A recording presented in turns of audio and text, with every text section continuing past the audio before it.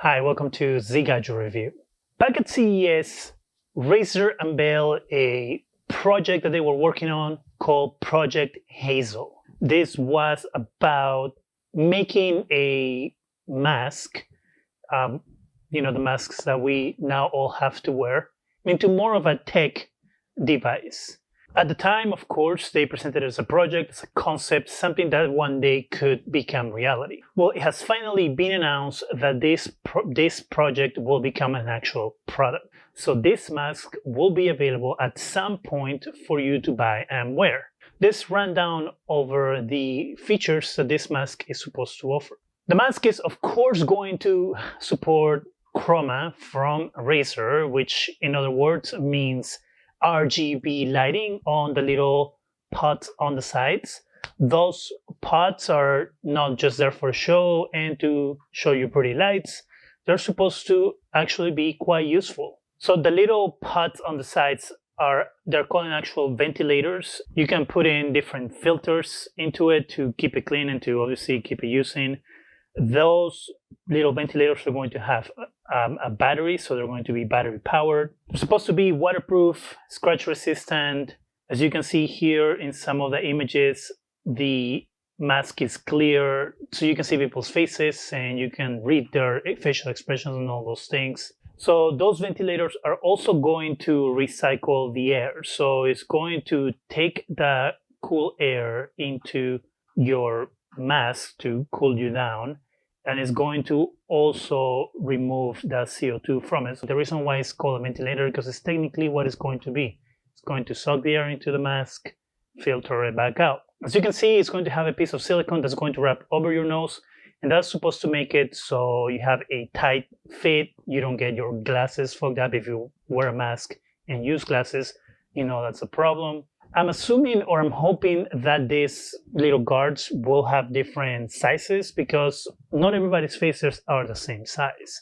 The models that they use on this obviously seem to have the perfect faces for this type of masks, but it doesn't mean that everybody is going to fit that mold. So the respirators are rated 8 for 895 filters that you can put in there. Other cool thing about this, which I think is really cool, is that those respirators also work as speakers. So it's going to have a mic inside the mask, so when you speak, your voice is projected to the little speakers, which maybe you can use as some sort of megaphone. The other issue is, what if you left the volume too high, right? If you are doing the volume and it's too high, and then you go order something or talk to someone and just goes like, hey, like, oh, gotta lower that. And the last thing that this mask is going to have is a charger. As I said earlier, the little ventilators work with batteries. So you're going to have a charger that you put your mask into. It's like a little case, as you can see. Once you close that, it's going to have UV lights, which is going to obviously kill any bacteria and viruses while the mask charges. That's the one thing I was thinking about, is when you have these cloth masks and you use them for a few days, you can throw them in the wash and keep them clean. But something like this, with all that tech inside of it, unless you can remove the ventilators, how will you clean? How will you keep that clean? Which also makes me think about that still, because it's one thing having UV light killing any bacteria or anything like that, but when you speak and stuff, you still, sometimes you spray when you don't mean to, and so you're gonna have all that saliva and most probably some sweat and stuff like that, and the grease from your face, and that sounds really disgusting, but this is all reality in that mask. So will you just wipe it? Will they have a way where you can remove the ventilators, probably stick that into the dishwasher and have it wash that way? It's some questions that I have.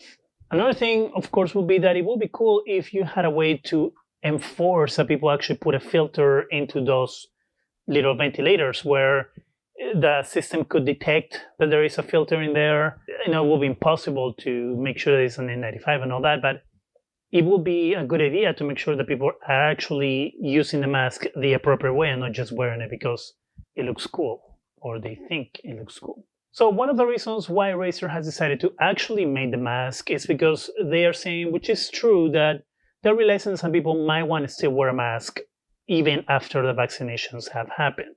Also, as they put it, there are other countries that might not be able to vaccinate everybody because of resources and things like that. And so it will work to sell a mask like this in those markets.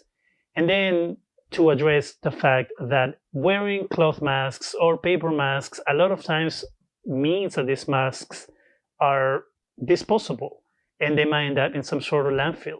And they feel like that by creating this type of mask that is kind of a permanent device will also lower the amount of waste that is created. I'm wondering how much it's going to cost because it comes from Razer. It's probably going to be about $200-300, if not more. I don't see Razer selling something like this for like $50 to $100. That's, if they do, great, but I don't think that's gonna happen. And then they can probably call it a smart mask, which kind of fits that bill, unlike their smart glasses. For that video, you can go here or in the description section. What do you think about Razer's upcoming high-tech mask? Is this something that you will be willing to buy? Do you wish other companies made their own high-tech masks? Let me know in the comment section. That's it for me. Go ahead and subscribe. Give us a thumbs up. It really helps the channel.